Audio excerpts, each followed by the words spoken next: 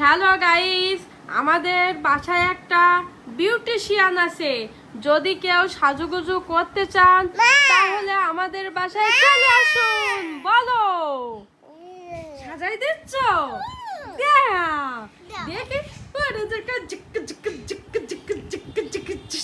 দেখি তোমার কিরম সাজাই দে। ওয়াও ওয়াও, এই যে এই আছে আমাদের ছোট মিষ্টি কিউট বিউটিশিয়ান। এই দেখুন সাজুগুজু করিয়েছে। এই যে তোমার তো সাজুগুজু দেখি ভালো করে পাডুর লাগেনি।